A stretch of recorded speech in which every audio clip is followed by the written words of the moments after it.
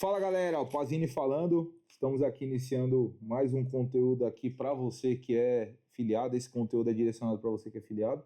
Estamos aqui com o Gan. Fala aí, Gan. Chegaram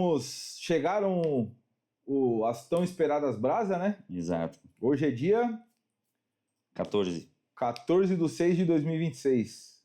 Estávamos ansiosos aguardando as munições brasa. Primeiro lote chegado no Brasil e a G16 de novo fincou essa marca aí, né? Primeiro clube do mundo a fazer os testes operando as munições da Brasa. Legal. Queria que você falasse um pouco, como técnico aqui da G16, quase 10 anos de história aí, de trajetória, avaliando. O Daniel, só para quem não sabe, o Daniel que cuida das recargas de munições aqui, ele é mais conhecido como Gan, né? Ele que cuida da parte técnica de recarga de munições. Isso implica em escolha de insumos, avaliação de insumos, etc.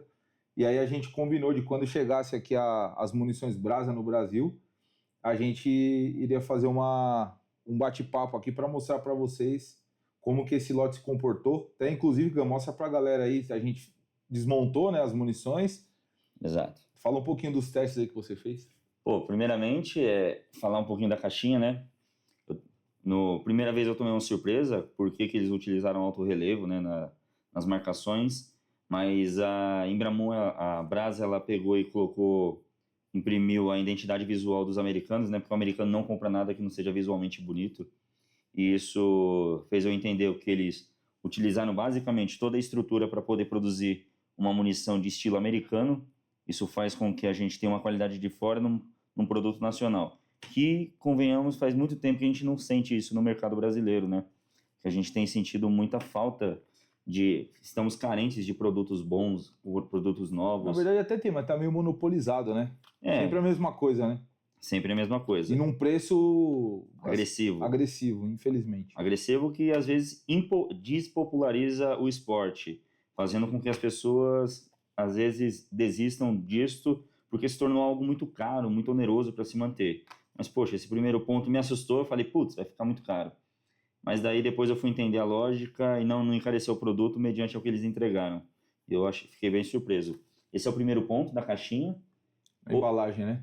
Da embalagem. Tanto a colmeia quanto a embalagem me surpreenderam, são bem fáceis de utilizar. As colmeias de outras marcas, elas dificultam muito o acesso à munição e toda hora você tem que ficar tirando da colmeia para poder utilizar carregamento, não. E aqui ficou fácil e acessível a utilização.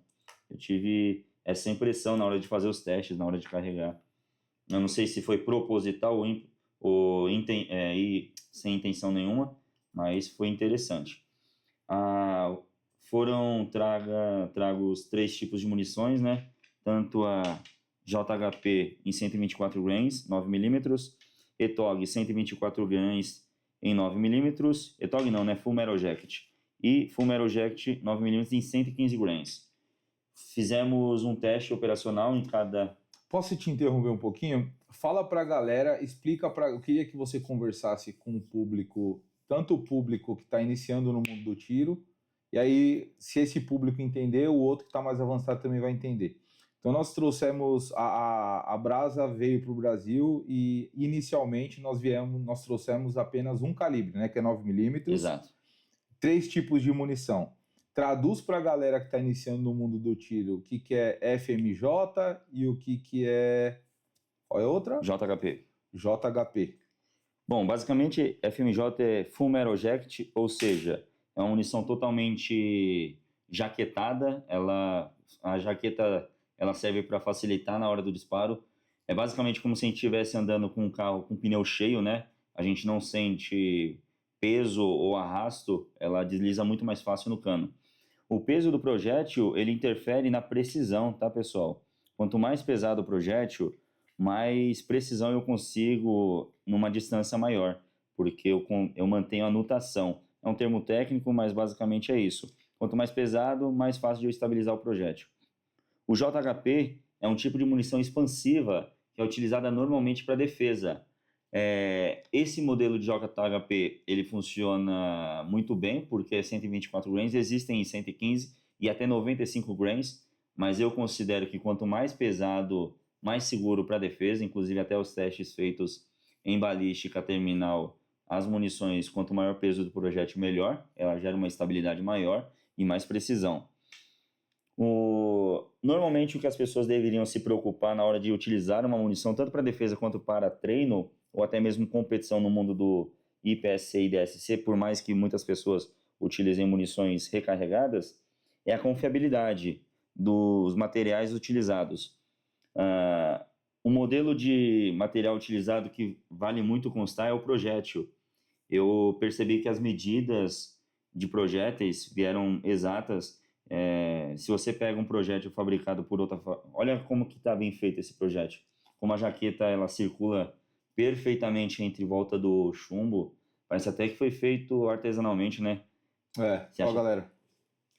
Vou ver se dá para verificar aqui, ó. O legal é o interno aqui. O que ele tá falando aqui é da parte do culote, né, do projétil, ó, tá vendo? O acabamento dá para ver que ele é simétrico, ele não tem imperfeições ao redor, né? Aqui, se a gente observar, ó, aqui nós temos um projétil que ele não é soldado ao núcleo, né? A camisa não é soldada ao núcleo, porque dá para você enxergar aqui o chumbo, né? E aqui nesse já, na ponta oca, né? No JHP, nós já vemos aqui um revestimento aqui no culote do projétil.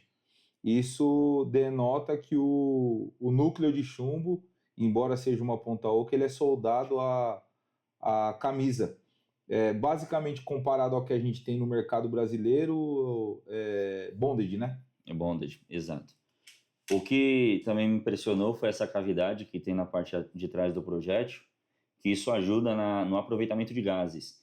Às vezes a gente não olha muito, a gente só olha do que é daqui para frente, né?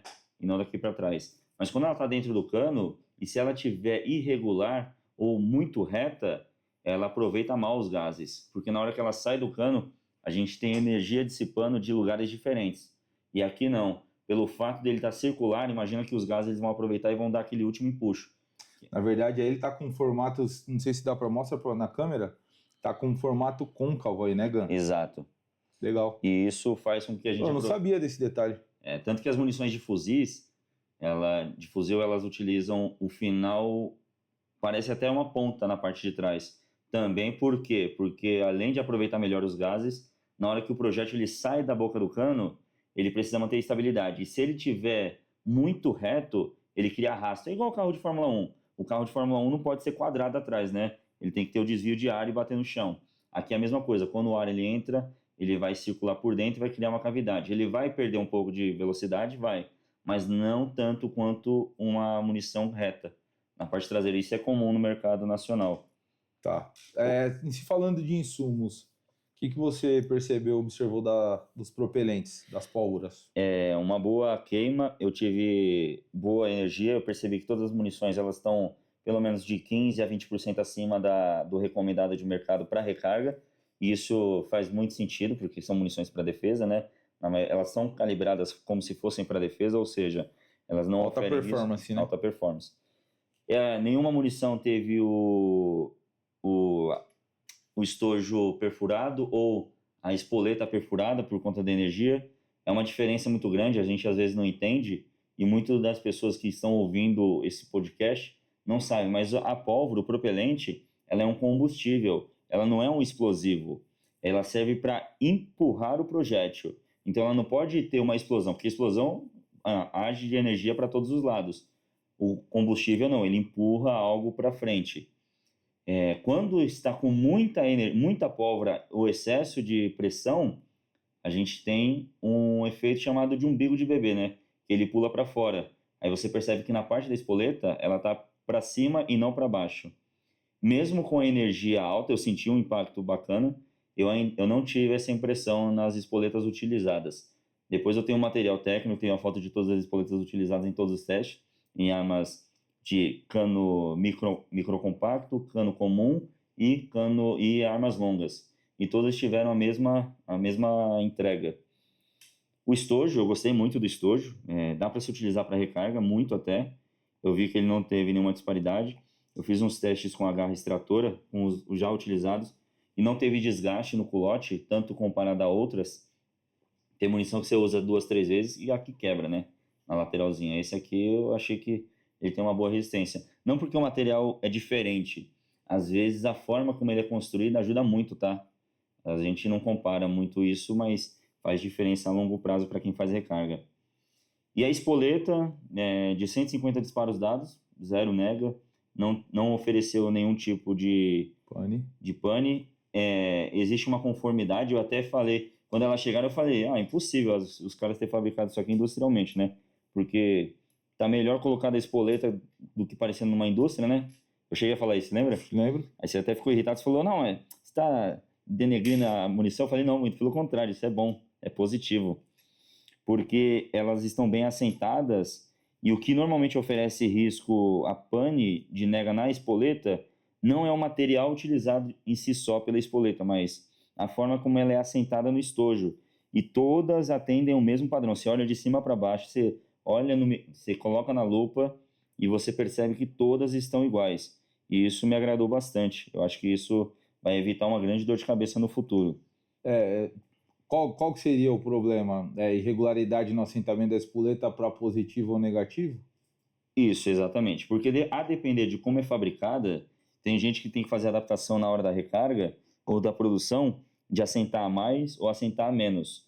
Se tem muito material ou a membrana que fica entre os componentes químicos é muito grossa, você precisa assentar para mais. Se tem pouco material e a membrana tem muito material e a membrana é fina, você tem que assentar para mais, tem que deixar ela semi-positiva. Assim depende de cada lote de espoleta. Fala para a galera, Gan, quais as características positivas e negativas na construção de uma espoleta? O que pode transformar uma espoleta ruim ou numa espoleta boa? Cara, uma série de fatores. Nós fazemos recargas no grupo G16 e isso atrapalha muito a inconstância de lotes, né? Um lote vem duro, outro vem mole, um lote vem com mais energia, ou seja, tem mais reagentes químicos dentro do que outro. Tem lote que Quais são os reagentes químicos, por exemplo? nitroglicerina e nitrocelulose, que quando O estifinato.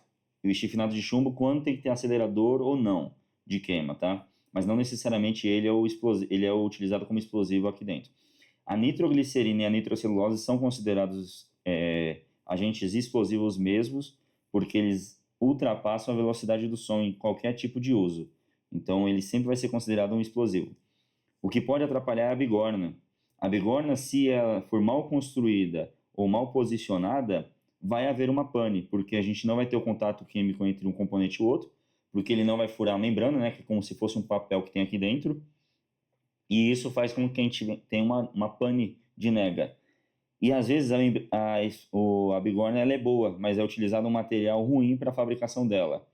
E também ocasiona... Como? Bigorna boa, mas é utilizado um material ruim, não entendi. O formato dela, ela tem ótimas medidas, ela encaixa bem no copo de estojo, só que ela é muito macia ou ela é muito dura. Tá. Aí isso faz com que, se ela for muito macia, ela senta junto. Se ela for muito dura, ela amassa o copo da espoleta, deixando ele frágil, e quando a gente dá o disparo, ela fura o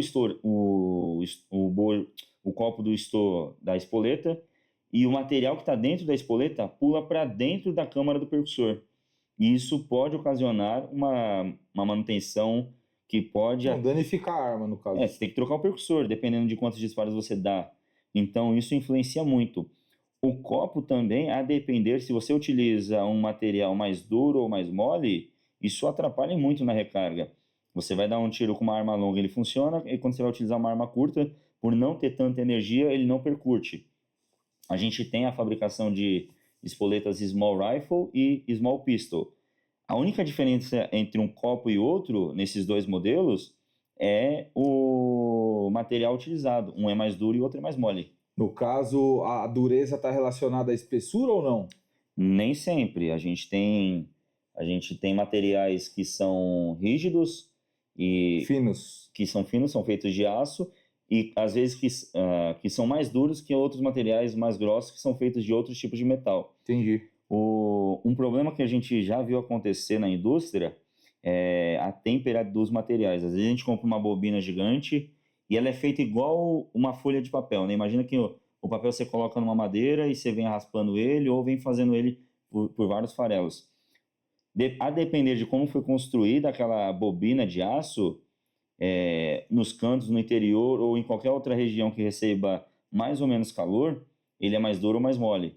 Então a gente não tem precisão na hora de utilizar. Na verdade, você está falando da simetria na produção dos materiais. Uma parte fica mais rígida, outra parte fica menos rígida. Ou às vezes na hora da fabricação da espoleta a gente tem uma temperatura diferente. Por isso que nos testes de munição a gente tem que constatar a temperatura do ambiente, porque tudo isso interfere na hora do disparo. A temperatura ela acelera ou desacelera a velocidade, ela proporciona mais ou menos queima, isso aí dá uma série de variações que, se não forem colocadas lá, podem haver questionamentos depois na qualidade dos testes. Bacana.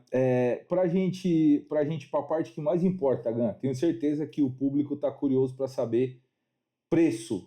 A gente tem hoje no mercado brasileiro, com esse, nós estamos falando no ano de 2026, né? Nós tivemos uma série de restrições e produtos importados se tornaram menos frequentes no mercado de 4 anos para cá. Hoje nós temos cartas marcadas, né, em se falando de munição no mercado regular voltado para o público civil, que é Winchester, Federal, hoje, Brasa, lançamento no Brasil. Comparando ela numa média de mercado entre munições nacionais e munições importadas, como que ficará o preço, Gan? O preço ele é bem competitivo, é uma munição importada com valor de nacional, tá? A Fumeroject 115 e 114 grains vai sair pelo mercado no valor inicial de R$ 8,00, R$ 8,13, R$ 8,30. Preço final? Para o mercado, para o público final? Isso. Estou falando de São Paulo, tá? Outras regiões do Brasil podem ser ainda mais baratos ou ainda mais caros. Depende de cada estado, porque a gente tem tributação, etc. Tem uma série de variações que em 2030 isso acaba, né? Porque o ICMS unifica. Você acha que esse preço se estabiliza dessa forma ou é um preço inicial de inserção? Tudo depende do quanto o mercado vai consumir, né? Porque quanto mais eu consumo, mais eu produzo. Quanto mais eu produzo, mais eu posso economizar na cadeia de produção. Tá. Então, eu acho que tende a cair, porque é um produto bom. Então, ETOG, na linguagem popular, média de R$ 8, R$ 9,00. Isso.